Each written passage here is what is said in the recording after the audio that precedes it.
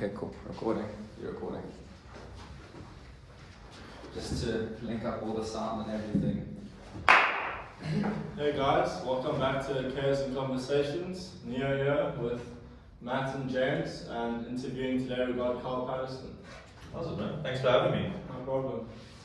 Okay, cool. Now the formalities are out of the way. No, not much of a formality there. Yeah. Let's go on. A very short little introduction. James has just got a few questions that we'll probably be referencing off of, but yeah, essentially this is one of the tasks that we were asked to do by Riyadh. It was to go find a thought leader or someone who's in your industry or line of work that you're doing your podcast on, Okay. and essentially just chat to them, see their journey, get all of like their bio, their history in the job and in the industry, and then just chat about it.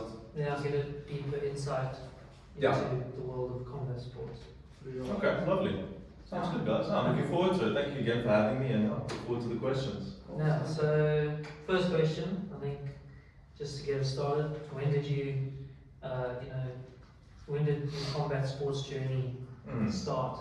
What sparked it? What, Yeah, so I don't like to refer to it as combat sports, because then a lot of the time you think mixed martial arts, or you think boxing, kickboxing, jiu-jitsu. So with me, the specifics has always been around boxing. And my father had me involved in that at a very young age. You could actually say that it was almost on the level of insanity, because I was so young when he had me starting in it. And backpack, bricks in the bag, running around the complex in which we stayed at the time. Really? Yeah. So it was kind of crazy how he introduced me into fitness and things like that, and then it slowly built into the boxing training and learning the footwork and learning the whole discipline that is surrounding in boxing and that sort of thing.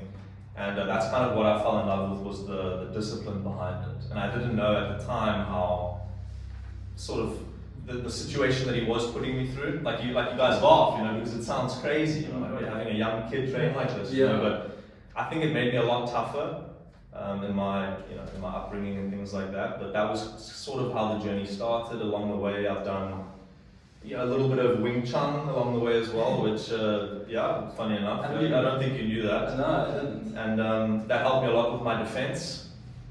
But it was something that I had to unlearn boxing along the way, to learn Wing Chun, and then to learn boxing again at a later stage. So I do think those two things bounce off of one another. And then I dabbled a little bit in jiu-jitsu, just recreationally while I was off of work and things like that.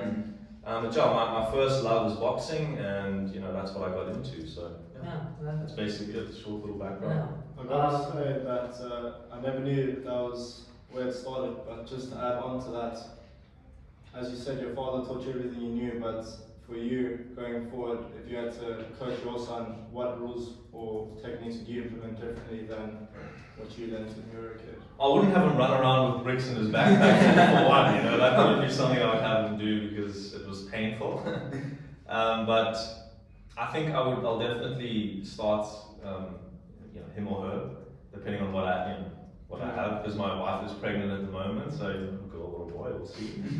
I'll definitely have him or her training at a young age, as young as possible, but just the basics, understanding what a jab is, understanding a 1-2, understanding the basic movements, and listening with more than just your ears in boxing. And I think that is what is so, well, at least for me, what appeals so much. So I'll definitely take an easier approach.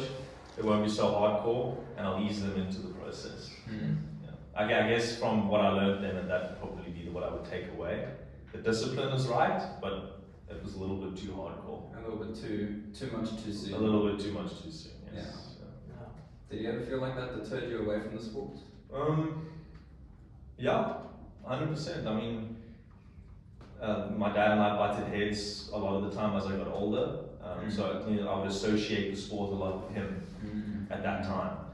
And a lot of people ask me my heroes and everything like that. And I didn't have like a boxing hero that I looked up to and things like that. It was just the sport, and I only knew it through my father at that time. And then that's probably why I dabbled in the Wing Chun and I dabbled in the jiu-jitsu and things like that. So yeah, it definitely did push me away a little bit, but I always find my way back to that sport above the other one. So yeah. It's almost like Good question. a little safety net. Yeah, true. Yeah. Yeah, I always say to James that it's a vice Yeah. for me, Yeah. and that can be a good thing and a bad thing. Yes. And I'm sure you're a gymmer. Sometimes it can be something that really helps you mentally, if I'm not mistaken, but it can also be something that hurts you if you don't take it easy. Exactly, yeah. I remember I had a similar thing with my dad, squash. Yes. Yeah, he was a big influence on me when I was getting. For those who don't know, I was very big in squash a few years ago, but then due to injury I fell out. And it was during that time when I was injured that I didn't feel fully connected with my dad because I almost associated him with squash. I can understand that. So you're saying there was a similar connection between you and your dad with boxing. Kind of resonates. 100%. Yeah. And it's a big learning curve. Sure. A massive learning curve. Sure. And then you've got to kind of rebuild that relationship in other ways. Exactly. Yeah. You know, and because there's more than just that relationship with your father, you know, or with whoever, you know, especially if a family member is the one that got you into the sport, because they can expect a lot.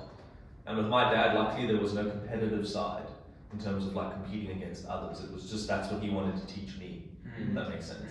So with you, I think there was more of a competitiveness as well. You know, if you didn't achieve well, then I think I remember you saying to me before that car ride home was awkward. Yeah, yeah. It became more of like a conditional thing. Sure. Like if you didn't achieve or like meet up to his expectations, then I would have the perception that it would be he would like love me less. You failed. Exactly. He failed. So which was completely wrong, but there was the miscommunication between us. Sure. And you're too young to understand the complexities of it. You know, and your parents are there to teach you that. And if they don't, then it's kind of a failure on their part. You know, I'm not saying that is a failure on your father's part, but at least for me it was. So yeah, I hear you on that. Yeah. I mean, the second question I was going to ask you was, do you have a preference between sports? But obviously I answered that. Sure. Yeah. It's boxing. Understood. So secondly, I'd like to ask you, what qualities outside of boxing do you think are the most important for your fighters? You know, from a coach's perspective. Okay, that's a good question. So, like I mentioned with the discipline, I mean that can be so many things. And when you first start training in a mixed martial arts like boxing or kickboxing or whatever, that needs to be established very early on as a coach.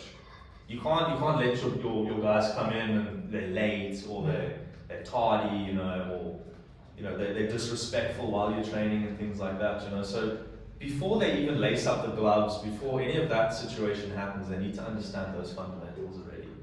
I mean, with a lot of the guys that I will train, you know, they'll throw the skipping rope on the ground. They wear the right equipment. If you don't bring a mouthpiece, then there's no sparring. You know, things like that need to be adhered to. And I feel, especially with young men, I mean, this of course applies to the ladies as well, but especially with young men, in my opinion, that is something that is needed. Yeah. They need to have that structure. They need to have someone to say, no, smack them on the hand, don't do that, you know. And that might sound a bit strange, but at least from my experience, that's what I've seen. You know, and then through the process of this discipline, then you learn honesty, you learn, trust for your coaches and trust for the people that you're training and sparring with and things like that. And you quickly build that community spirit and that, that vibe. Yeah. And I think that is what keeps a lot of the athletes in the gym. Yeah. And that just makes the coach's life a lot easier as well. So I hope that answers the question. No, definitely. Yeah. I mean, Matt and I know firsthand. They train with me, by the way. Yeah. And it's having those boundaries, I feel like, sets up a really good rapport between coach and student. And like, it's almost like, especially if it would be in a class, because I know for Madford, there's all these boundaries. Like if you come a few minutes late, like 2-3 minutes late, you get cut. Sure. Everyone does skipping at the same time. Everyone does stretches. Everyone warms up properly. Despite what you're going to be training, everyone does those things together. Yes? Exactly. And it's just instilling that discipline and getting those good habits in almost creates a much more holistic environment for everything that happens in there. Yeah, which I feel spot on. And the thing with me is I don't operate out of the gym with other trainers. you know, and I've utmost respect for those that do that. But then it's a lot more difficult. You've got to kind of be a little bit more hard on the ones that you're training, because you've got to bring that environment into an individual setting. So with me, like, I'll end up training people at their house, or they'll come to my place, or we'll train here at ETA College, for example, you know. So then you as the trainer have to embody those things.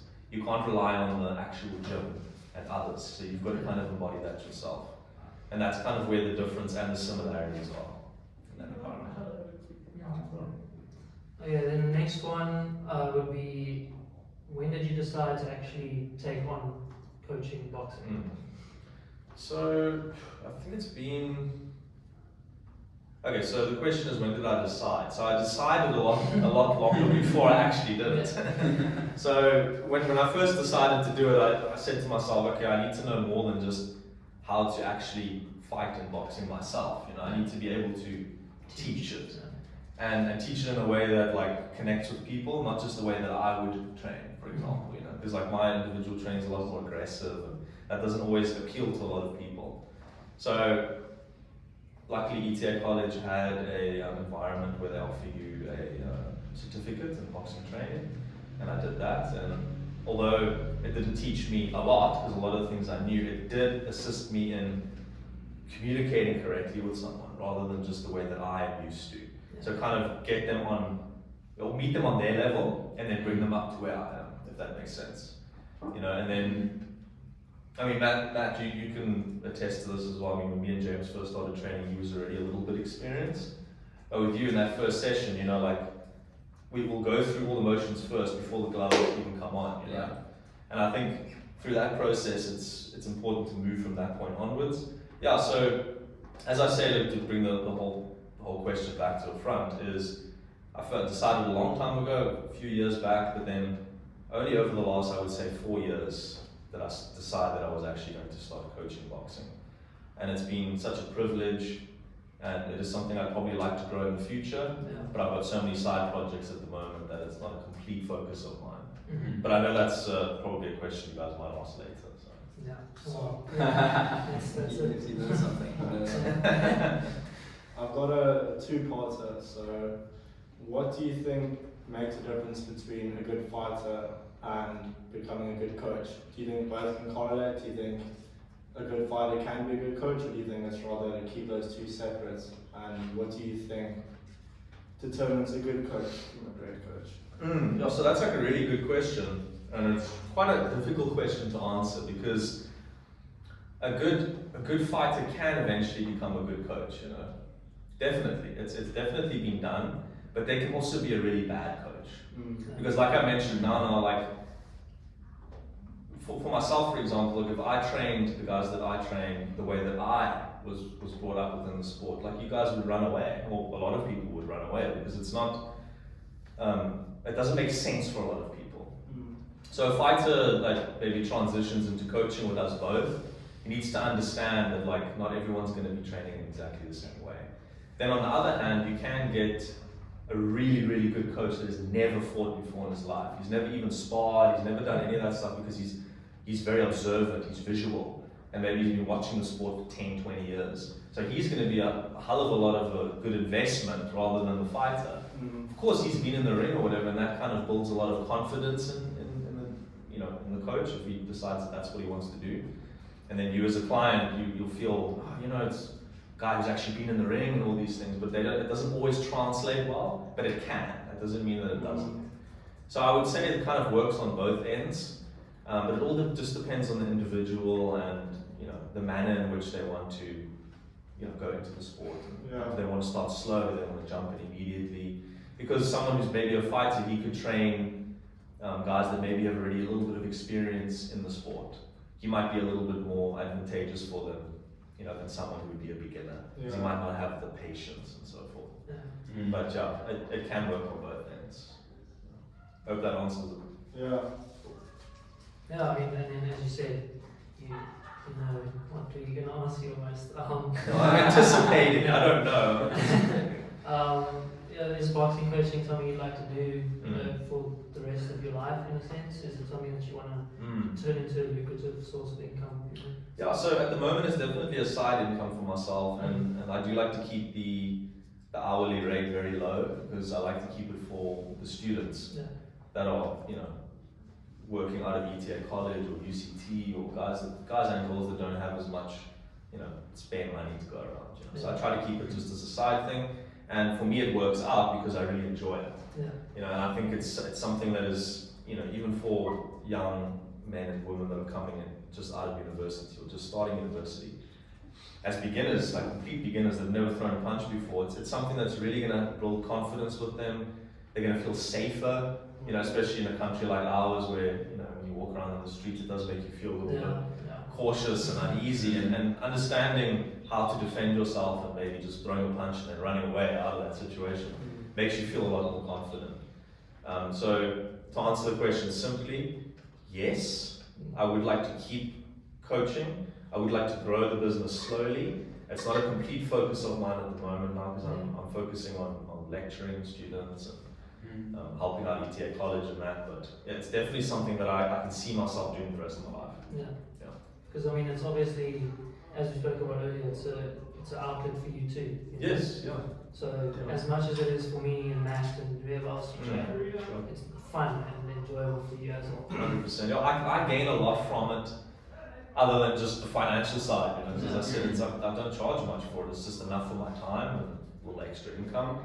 But I always walk away from those sessions feeling fulfilled. I feel like I've assisted, you know, my clients, and giving something back to them outside of just a normal relationship.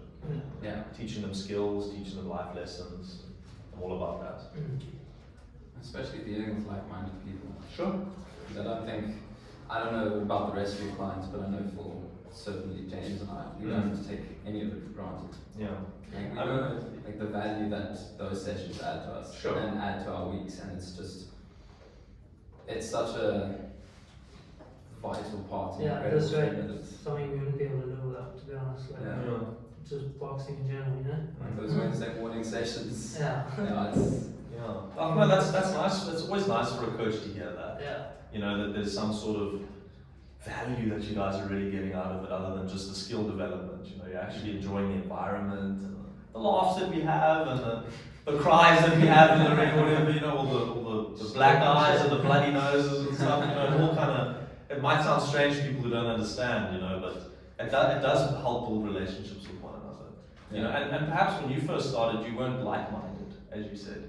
You didn't maybe understand what boxing was, but you were interested. Open-minded. Yes, that's the word. You were open-minded to it, and then that now has made you like. You'll probably do combat sports if it's not boxing. I mean, you do Muay Thai as well. You're going to do it probably for the rest of your life going forward. You know, so.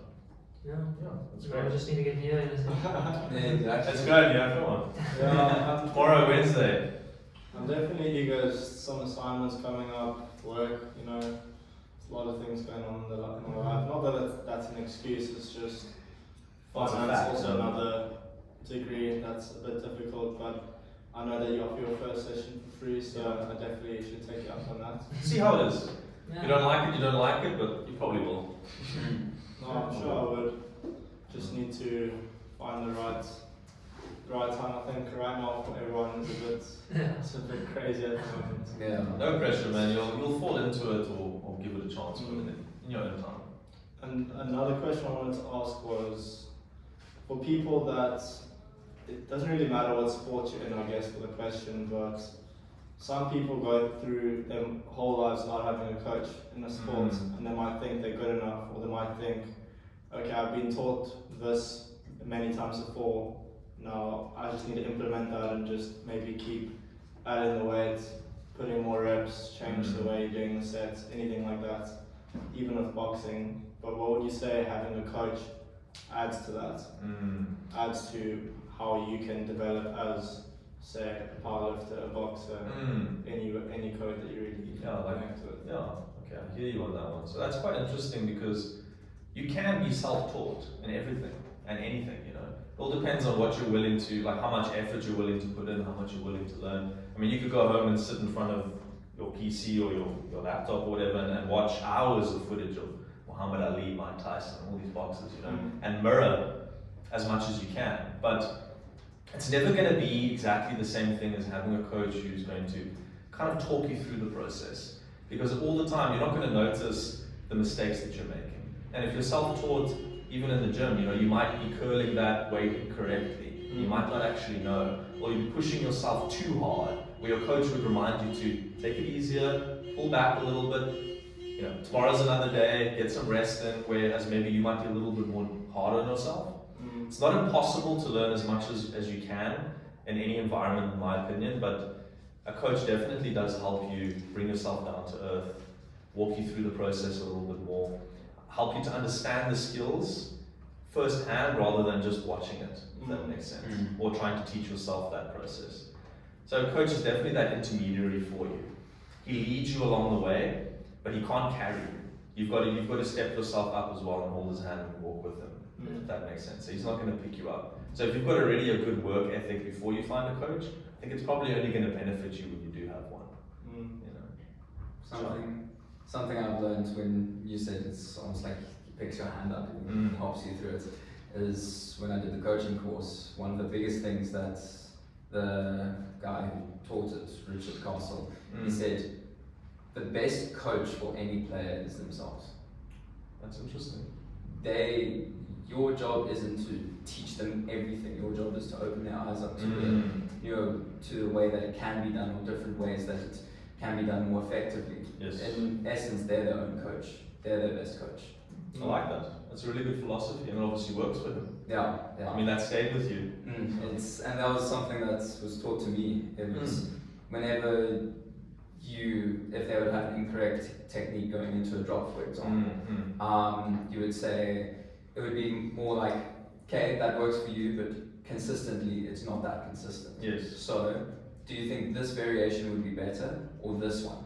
And they would say, well, this one, and you'd be like, how? Then how would you implement that? So he's giving you options, but allowing you to lead into which way you want to go. Exactly. I like that. Yeah. I mean, you can see that as well with a lot of fighters, you know. I mean, that the basics that you'll always teach young kids when they first start boxing.